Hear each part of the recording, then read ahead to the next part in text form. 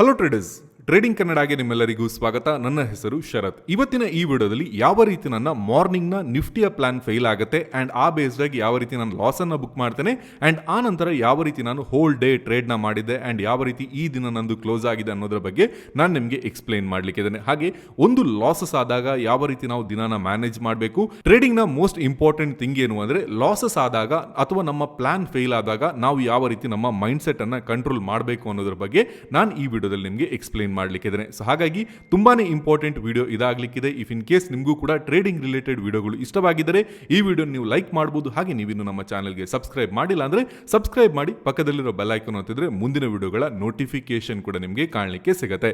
So morning around 9:34ಗೆ ಈ update ಅನ್ನ Telegram channel ಅಲ್ಲಿ ನಾನು ಅಪ್ಡೇಟ್ ನ ಮಾಡ್ತೀನಿ. ಸೊ ಈ ಒಂದು ಅಪ್ಡೇಟ್ ಅನ್ನ ನೋಡೋದಕ್ಕಿಂತ ಮುಂಚೆ ನಿಫ್ಟಿ ಯಾವ ರೀತಿ ನಮಗೆ ಮೊಮೆಂಟಮ್ ಕೊಟ್ಟಿತು ಅಂಡ್ ಯಾವ ರೀತಿ ನನಗೆ ಲಾಸಸ್ ಆಯಿತು ಅನ್ನೋದ್ರ ಬಗ್ಗೆ ನಾನು ನಿಮಗೆ ಸಣ್ಣದಾಗಿ ಎಕ್ಸ್ಪ್ಲೈನ್ ಮಾಡ್ತೇನೆ. ನಿಫ್ಟಿ ಮುನ್ನೆಯಿಂದ ಒಂದು ರೇಂಜ್ ಅಲ್ಲಿ ನಮಗೆ ಸಪೋರ್ಟ್ ಅನ್ನು ಪಡೆದಿತ್ತು. ಆನಂತರ ನಿಫ್ಟಿ ನಮಗೆ ಫ್ಲಾಟ್ ಓಪನ್ ಆಗುತ್ತೆ. ಇವತ್ತಿನ ರೇಂಜ್ ನ ಒಳಗಡೆ ನಮಗೆ ಪ್ರೈಸ್ ಓಪನ್ ಆಗುತ್ತೆ. ಆನಂತರ ಓಪನಿಂಗ್ ಅಲ್ಲಿ ಡೈರೆಕ್ಟ್ಲಿ ಪ್ರೈಸ್ ಇಲ್ಲಿ ನಮಗೆ ಫಾಲ್ ಆಗ್ತಾ ಇರೋದು ಕಾಣಲಿಕ್ಕೆ ಸಿಗುತ್ತೆ. ಸೊ ಇಲ್ಲಿ ನಾವು ಒಂದು ವಿಚಾರನ ಅಬ್ಸರ್ವ್ ಮಾಡೋದ್ರೆ ಪ್ರೈಸ್ ಕಂಟಿನ್ಯೂಸ್ಲಿ ಈ ರೇಂಜ್ ಅನ್ನ ಮುನ್ನೆಯಿಂದ ನಮಗೆ ಸಪೋರ್ಟ್ ಅನ್ನು ಪಡೆದಿತ್ತು ಅಂಡ್ 24,700 to 750 ರೇಂಜ್ ಅನ್ನ ಬ್ರೇಕ್ ಆಗ್ಲಿಕ್ಕೆ ಮುನ್ನೆಯಿಂದ ನಿಫ್ಟಿ ನಮಗೆ ಕಷ್ಟನ ಪಡ್ತಾ ಇತ್ತು. ಹಾಗೆ ಇವತ್ತು ಒಂದು ಮಂತ್ ನ ಮೊದಲ ದಿನ ಆಗಿತ್ತು, ಹಾಗೆ ಹೊಸ ತಿಂಗಳ ಶುರು ಆಗಿರೋದ್ರಿಂದ ಇವತ್ತು ಒಂದು ಮೊಮೆಂಟಮ್ನ ನಾನು ಆಕ್ಚುಲಿ ಎಕ್ಸ್ಪೆಕ್ಟ್ ಮಾಡಿದ್ದೆ ಆ್ಯಂಡ್ ಅದೇ ಬೇಸ್ಡ್ ಆಗಿ ನಮಗೆ ಓಪನಿಂಗ್ ಅಲ್ಲಿ ಇಲ್ಲಿ ಬ್ರೇಕ್ ಡೌನ್ ಕಾಣಲಿಕ್ಕೆ ಸಿಗುತ್ತೆ ಆ್ಯಂಡ್ ಮೊದಲ ಕ್ಯಾಂಡಲ್ ನೇರವಾಗಿ ಇಲ್ಲಿ ಡೌನ್ ಸೈಡ್ ಮೊಮೆಂಟಮ್ ಕೊಡುತ್ತೆ. ಸೊ ಇಲ್ಲಿ ಇವನ್ ದೋ ಇಫ್ ಇನ್ ಕೇಸ್ ಪ್ರೈಸ್ ಏನಾದರೂ ರಿವರ್ಸಲ್ ಆದರೂ ಕೂಡ ಸೆಲ್ಲಿಂಗ್ ಸೈಡ್ ಅಲ್ಲೇ ಪ್ರೈಸ್ ನಮಗೆ ಮೊಮೆಂಟಮ್ನ ಕೊಡ್ಬೋದು ಅನ್ನೋದ್ರ ಬಗ್ಗೆ ನಾನು ಎಕ್ಸ್ಪೆಕ್ಟೇಷನ್ ಹೊಂದಿದ್ದೆ. ರೀಸನ್ ಏನು ಅಂದ್ರೆ ಪ್ರೈಸ್ ಕಂಟಿನ್ಯೂಸ್ಲಿ ನಮಗೆ ಸೈಡ್ ವೈಸ್ ಮೊಮೆಂಟಮ್ನ ಕೊಟ್ಟಿತ್ತು ಮುನ್ನೆಯಿಂದ. ಇವನ್ ಪ್ರೀಮಿಯಂ ಮೊಮೆಂಟಮ್ಗಳು ಕೂಡ ತುಂಬಾನೇ ಬ್ಯಾಡ್ ಆಗಿ ನಮಗೆ ಮೊಮೆಂಟಮ್ನ ಕೊಡ್ತಾ ಇತ್ತು. ಅಂದ್ರೆ ಸ್ಪಾಟ್ಗೂ ಪ್ರೀಮಿಯಂ ಮೊಮೆಂಟಮ್ ಯಾವುದೇ ರೀತಿ ಸಂಬಂಧ ಇರದೇ ರೀತಿ ನಮಗೆ ಈ ಮೊಮೆಂಟಮ್ ಕಾಣಲಿಕ್ಕೆ ಸಿಕ್ಕಿತು and completely side wise momentum ಇತ್ತು ಅಂಡ್ ಆ ಬೇಸ್ಡ್ ಆಗಿ ಒಂದು ಮೊಮೆಂಟಮ್ ನಾನು ಎಕ್ಸ್ಪೆಕ್ಟ್ ಮಾಡ್ತಾ ಇದ್ದೆ. ಸೊ ಹಾಗಾಗಿ ಆ ಮೊಮೆಂಟಮ್ ನಮಗೆ ಸೆಲ್ಲಿಂಗ್ ಸೈಡ್ ಅಲ್ಲಿ ಇವತ್ತು ಕಾಣಲಿಕ್ಕೆ ಸಿಗಬಹುದು ಅನ್ನೋದರ ಬೇಸ್ಡ್ ಆಗಿ ಟೆಲಿಗ್ರಾಮ್ ಚಾನಲ್ ಅಲ್ಲಿ ನಾನು ಈ ಬಗ್ಗೆ ಅಪ್ಡೇಟ್ ನ ಕೂಡ ಮಾರ್ನಿಂಗ್ ಮಾಡ್ತೇನೆ. ಸೊ ಇಲ್ಲಿ ನೀವು ಗಮನಿಸಬಹುದು Nifty made a break down of previous range and moving in bearish side. Looks like Nifty might make some bearish momentum today.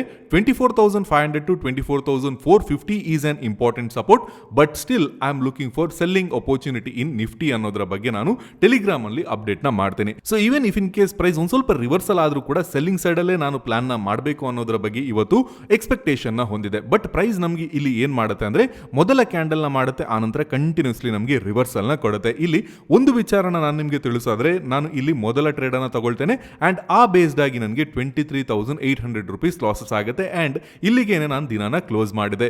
ನನ್ನ ಲಾಸ್ಟ್ ಟ್ರೇಡ್ ಅನ್ನು ನೀವು ಗಮನಿಸೋದ್ರೆ ಅಥವಾ ಲಾಸ್ಟ್ ಆ ಪೊಸಿಷನ್ ಅನ್ನು ಎಕ್ಸಿಟ್ ಆಗಿರೋ ಪಾಯಿಂಟ್ ಅನ್ನು ನೀವು ಗಮನಿಸೋದ್ರೆ 10:40ಗೆ ನಾನು ಈ ಪೊಸಿಷನ್ ಅನ್ನ ಎಕ್ಸಿಟ್ ಆಗ್ತೇನೆ.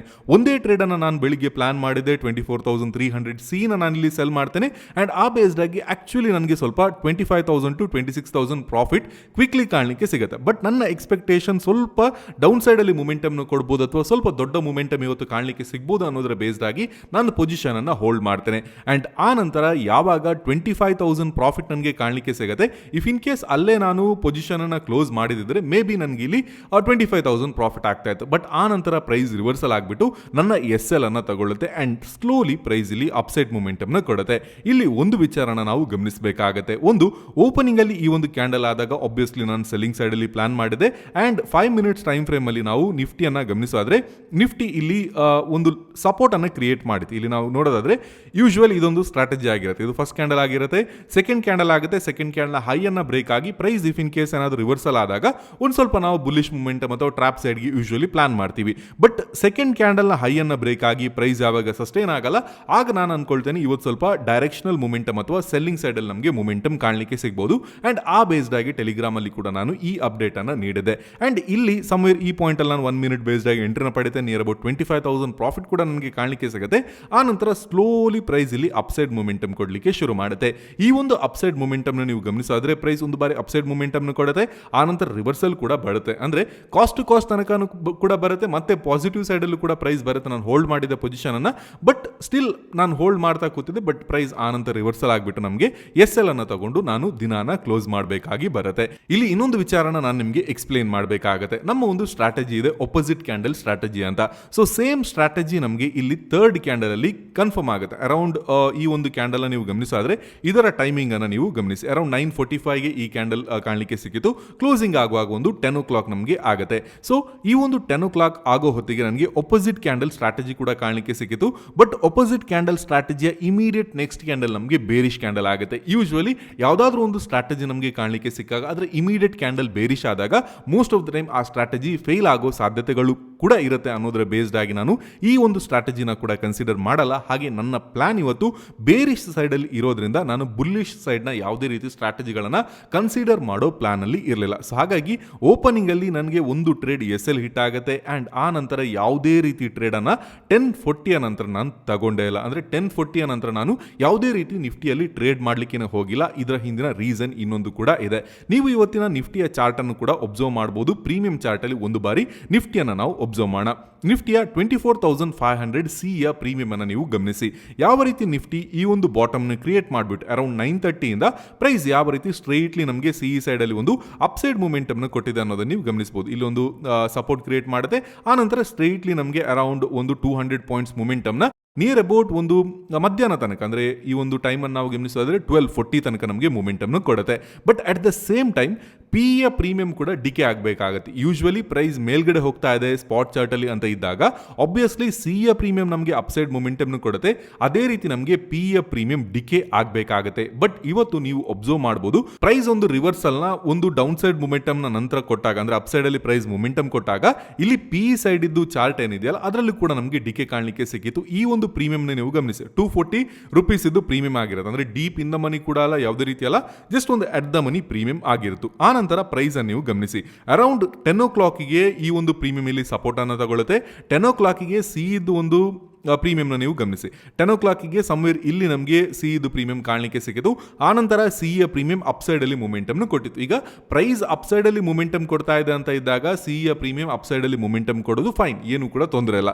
ಬಟ್ ಅದೇ ಟೈಮಲ್ಲಿ ಯ ಪ್ರೀಮಿಯಂ ಕೂಡ ನಮಗೆ ಡಿಕೆ ಆಗಬೇಕಾಗುತ್ತೆ. ಯಾಕಂದ್ರೆ ನಿಮ್ಗೆ ಗೊತ್ತಿರಬಹುದು, ಇಫ್ ಇನ್ ಕೇಸ್ ನಾವು ಆಪ್ಷನ್ ಬೈಯಿಂಗ್ ನ ಮಾಡಿದಾಗ ನಮ್ಮ ಆಪೋಸಿಟ್ ಸೈಡ್ ಅಲ್ಲಿ ಪ್ರೈಸ್ ಏನಾದರೂ ಮೂಮೆಂಟಮ್ ಕೊಡುತ್ತೆ ಅಂತ ಇದ್ದಾಗ most of the time decay ತುಂಬಾನೇ ಫಾಸ್ಟ್ ಆಗಿ ಆಗುತ್ತೆ, ಅಥವಾ ಸೆಲ್ಲಿಂಗ್ ಸೈಡ್ ಅಲ್ಲಿ ಪ್ರೀಮಿಯಂ ಡಿಕೆ ಆಗೇ ಆಗುತ್ತೆ. ಇವನ್ ದೋ ಬೈಯಿಂಗ್ ಅಲ್ಲಿ ಪ್ರೀಮಿಯಂನ ಒಂದು ಮೊಮೆಂಟಮ್ ಆಗಿಲ್ಲ ಅಂತ ಇದ್ದಾಗಲೂ ಕೂಡ ನಮಗೆ ಸೆಲ್ಲಿಂಗ್ ಸೈಡ್ ಇದ್ದು ಯಾವ ಪ್ರೀಮಿಯಂ ಇರುತ್ತೆ ಅದು ಡಿಕೆ ಆಗುತ್ತೆ, ಅಥವಾ ಅದರಲ್ಲಿ ಒಂದು ಪ್ರೀಮಿಯಂನ ಡೌನ್ ಸೈಡ್ ಮೊಮೆಂಟಮ್ ನಮಗೆ ಕಾಣಲಿಕ್ಕೆ ಸಿಗುತ್ತೆ. ಬಟ್ ಇಲ್ಲಿ ನಾವು 10 ಗಂಟೆಯಿಂದ ಸೈಡ್ ಇದ್ದು ಪ್ರೀಮಿಯಂನ ನೀವು ಗಮನಿಸಿದ್ದು, ಸೈಡ್ ಇದ್ದು ಪ್ರೀಮಿಯಂ ಆಗುತ್ತೆ 24,500.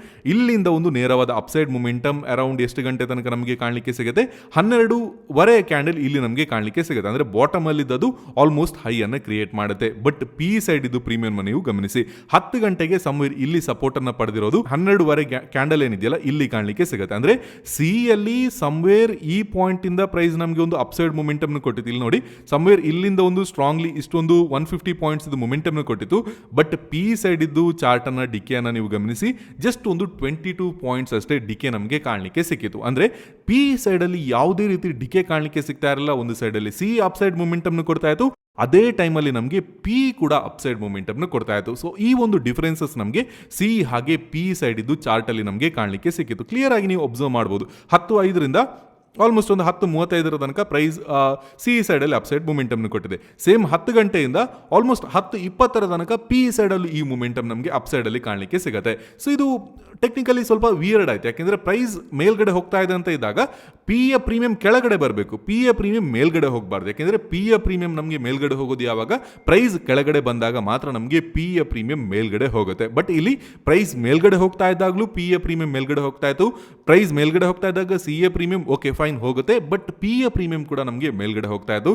ಸೊ ಹಾಗಾಗಿ ಸಮಥಿಂಗ್ ವಿಯರ್ಡ್ನೆಸ್ ಇಲ್ಲಿ ಕಾಣಲಿಕ್ಕೆ ಸಿಕ್ತು ಅಂತ ನಾನು ಯಾವುದೇ ರೀತಿ ಇಲ್ಲಿ ಟ್ರೇಡ್ ಅನ್ನ ಆ ನಂತರ ತಗೊಳ್ಳಿಕ್ಕೆ ಹೋಗಿಲ್ಲ. ಅಂಡ್ ಆ ನಂತರ ಯಾವುದೇ ರೀತಿ ನಾನು ಟ್ರೇಡ್ ನ ಇಲ್ಲಿ ಪ್ಲೇಸ್ ಕೂಡ ಮಾಡಿಲ್ಲ. 10:40 ನಂತರ ಯಾವುದೇ ರೀತಿ ನಾನು ಟ್ರೇಡ್ ನ ಪ್ಲೇಸ್ ಮಾಡಲ್ಲ. ಬಟ್ ಸೈಡ್ ಅಲ್ಲಿ ಯಾರೆಲ್ಲ ಪೊಸಿಷನ್ ತಗೊಂಡಿದ್ದಾರೆ ಅವ್ರಿಗೊಂದು ಉತ್ತಮವಾದ ಮೊಮೆಂಟಮ್ ಇಲ್ಲಿ ಕಾಣಲಿಕ್ಕೆ ಸಿಗಬಹುದು. ಹಾಗೆ ಸ್ಟ್ರೈಟ್ಲಿ ಪ್ರೈಸ್ ಅಪ್ಸೈಡ್ ಮೊಮೆಂಟಮ್ ಕೊಡುತ್ತೆ.